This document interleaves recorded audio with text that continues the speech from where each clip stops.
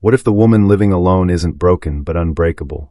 In a world that screams for women to pair up, to find their other half, to complete the picture of a perfect life, there are those who dare to walk alone, not out of despair but out of defiance. These women aren't lonely, lost, or waiting for a knight in shining armor. They're rewriting the script of what it means to be whole, and their quiet rebellion is shaking the foundations of a society built on control and conformity.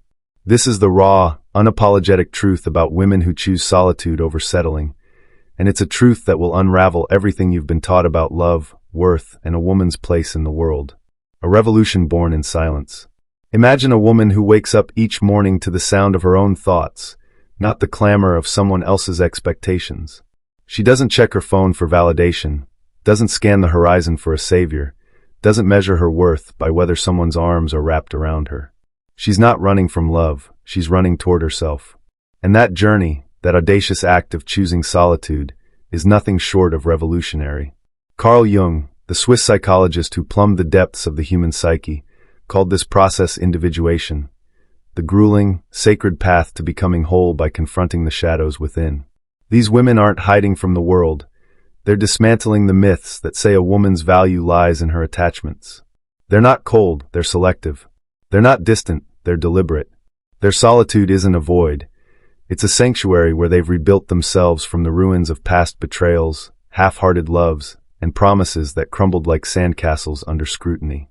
This woman has loved until she lost herself. She's poured her heart into relationships that left her empty, begged for crumbs when she deserved a banquet, and believed the lie that she needed someone else to feel complete. But at some point, she woke up. Not with a dramatic epiphany, but with a quiet, unshakable clarity. Every heartbreak, every disappointment, every moment of giving too much to those who gave too little, it all became a map to her own strength. She didn't just survive those wounds, she transformed them into wisdom. The power of facing the shadow. Jung taught that everything we deny in ourselves becomes part of our shadow, the hidden, unacknowledged parts of our psyche that shape our lives until we confront them. The woman who chooses to live alone has faced her shadow head-on. She sat with the ghosts of childhood wounds, the sting of unspoken abandonments, the weight of attachments disguised as love. Her solitude isn't a punishment. It's the fertile ground where she's grown roots deep enough to withstand any storm. She's not waiting for someone to complete her, because she's already whole. That wholeness is what makes her untouchable, a force of nature that defies the world's insistence that a woman's happiness depends on a partner. She's learned that true love doesn't shrink her, it amplifies her. And until that love arrives, she's fiercely loyal to her own soul, guarding her peace like a sacred flame. This journey wasn't easy. It was a descent into the underworld of her own psyche, a confrontation with ancestral fears and inherited pain. She's faced the traumas that weren't just hers, but those of the women who came before her, mothers, grandmothers, and beyond, whose lives were shaped by a world that demanded they sacrifice themselves for others. She's broken those cycles, said no to relationships that repeated the same toxic scripts, and learned that it's not her job to heal or save anyone. She's not here to accept crumbs out of fear of being alone. She's here to demand a love that matches her depth. Why she terrifies the world. A woman who doesn't need saving is a threat. She shatters the fairy tale that happiness comes only in pairs. She exposes the fragility of a system that thrives on emotional dependency, where women are taught to seek validation through relationships, and men are taught to seek power through control. Her presence is a mirror, reflecting truths most aren't ready to face, that you can be enough on your own, that love should never demand you dim your light. Men who rely on female insecurity to feel powerful are unnerved by her.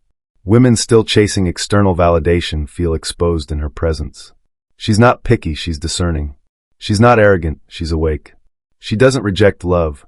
She rejects anything less than reciprocity. While the world chases fleeting distractions, likes, swipes, and shallow connections, she seeks depth. While others post their lives for approval, she guards her peace with a quiet ferocity.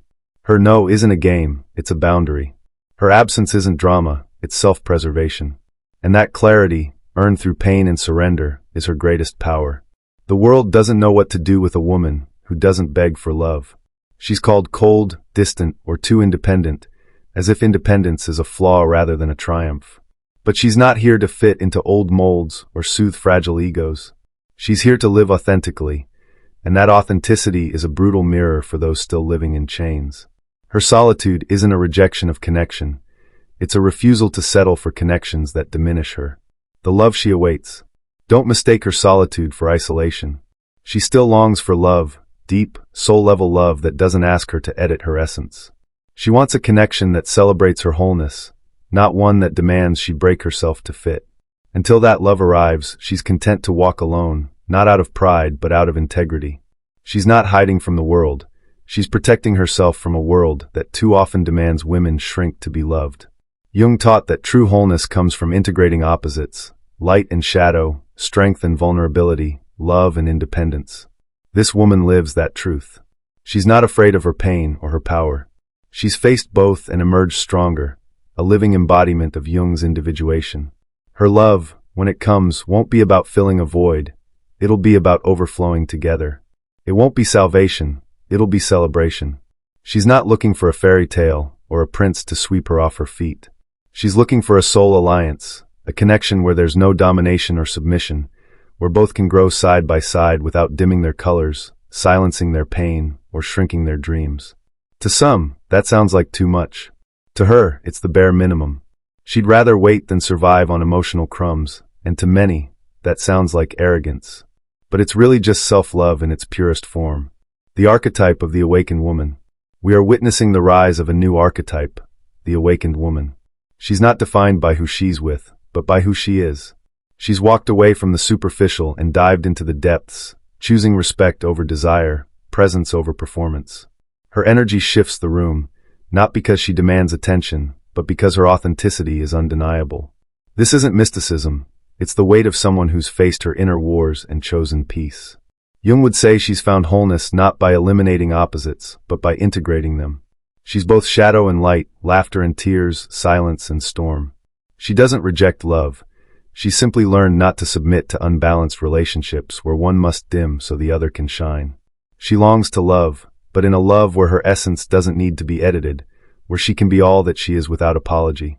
Her transformation is archetypal, tapping into an ancient wisdom that women weren't born to serve, but to express, not to be shaped, but to overflow. She's in communion with something greater, her own destiny. And no matter how many labels the world tries to pin on her, cold, difficult, distant, none of them stick. She no longer lives to fit in. She lives to expand. The silent fury of her presence. Her presence stirs a silent fury in a society that demands urgency, that equates being single with being incomplete. She hears the familiar refrains. You're too picky. You should be more open. Nobody's perfect. And she smiles, a calm, steady, almost ironic smile, because she knows what they call picky is simply the standard she's fought decades to recognize she deserves. She's not looking for perfection. She's looking for someone mature enough to love without destroying, someone who's done the inner work she's already faced. And let's be honest, that's not something you find on every street corner. The discomfort she causes isn't in what she says, but in what she represents. She's living proof that happiness doesn't require a partner, that you can thrive without depending on anyone else. That truth tears masks off. It challenges men who feed on female insecurity, women still trapped in the need for approval, and a culture that insists on defining women by their relationships.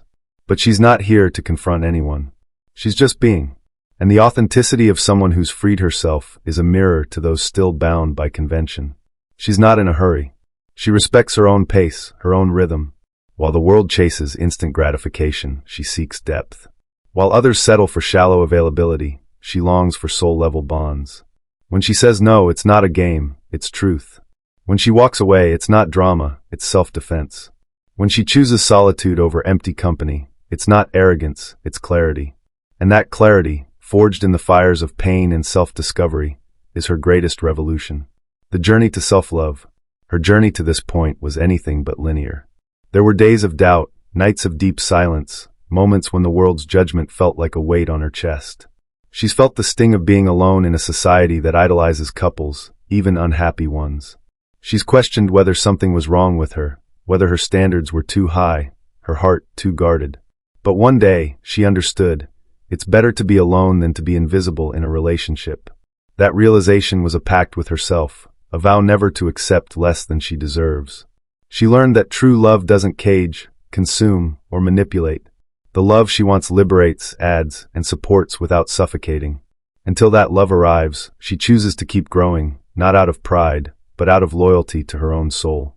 Her path is one of integrity, of refusing to settle for relationships that repeat old wounds or demand she shrink to fit. Jung's concept of individuation is alive in her. She's shattered, faced her shadow, descended into the unconscious, and returned more whole than ever. She refuses to be half of anything again. She doesn't want someone to complete her. She wants someone to share her awareness, someone who's also faced their own depths. That's intimidating because it demands emotional responsibility, and sadly, few are willing to love responsibly. Most still love out of lack, possession, or fear. The sacred act of choosing herself. Every step she takes alone echoes with learning. Every no is an act of self-respect. Every absence she imposes is a reminder that love should never be begged for. She no longer needs to prove her worth to anyone.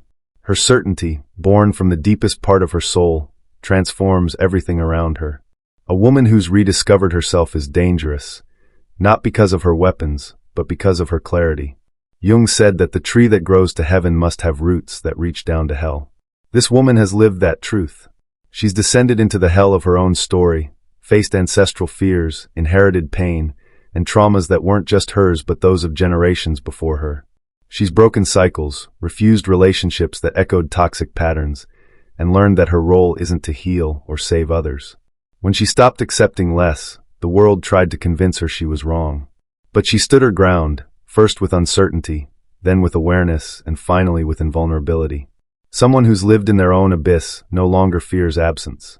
She nourishes herself with silence, warms herself with her own presence. She's not unreachable. She simply no longer allows herself to be invaded. There's a world of difference between opening your heart and letting yourself be torn apart.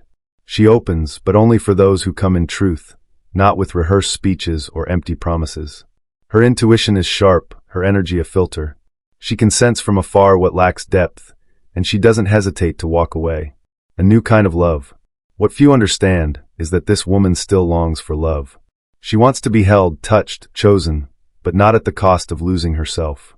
She spent too long squeezing into molds too small for the soul she carries. Now, she only offers herself where there's room to be whole. That requires a level of maturity that goes beyond romance. It demands awareness, the kind that comes from facing one's own shadow and still choosing to love. She's not looking for fairy tales. She's looking for a connection where both can grow without dimming their light, silencing their pain, or shrinking their dreams. If that seems too much for some, so be it. She'd rather wait than survive on emotional crumbs. To many, that sounds like arrogance, but it's self-love in its purest form. Her presence speaks before her words, shifting the energy in any room she enters. It's not mysticism. It's the weight of someone who's faced her inner wars and chosen peace, not because she's conquered all her fears, but because she's learned to live with them without being defeated. The revolutionary act of being. The world fears women like her. Women who don't need, don't bow, don't mold themselves to fit. They challenge invisible structures, question old patterns, and break silent emotional contracts that once said a woman's worth lies in her attachments. When she rewrites her own narrative, she inspires others, and that's dangerously revolutionary.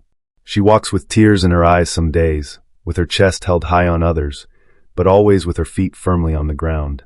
She's not alone, she's with herself, and after everything she's lived through, that's more than enough. The love that comes after this won't be salvation, it'll be celebration. It won't fill her, it'll overflow. When a woman chooses to walk alone, the world rushes to tell her she's wrong. But deep down, she feels something aligning within her, not pride or rebellion, but a rare wisdom born in silence. Jung called it the process of becoming fully who you are, without masks or compromise. Her truth doesn't need to shout. It shows in the way she closes doors without resentment, withdraws when the environment no longer nourishes her, and smiles in peace, even with no one by her side. A call to awaken. If this stirs something in you, it's no accident.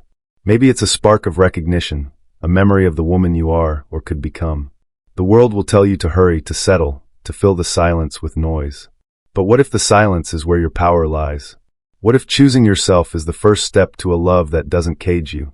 This woman isn't just a story, she's a revolution. She's proof that you can rebuild without rushing, love without losing, and live without apologizing. Her path is a reminder that it's possible to carve your own way, to light fires for others who are waking up too. If something in this story touched you, it's because you're ready for a new kind of love, a love that begins with reconciliation with yourself, that feeds on silence, presence, and truth. Share this with someone who needs to remember their own strength. Let it resonate, not just in your mind, but in your soul. Because when a woman chooses herself, she doesn't just change her world, she changes the world.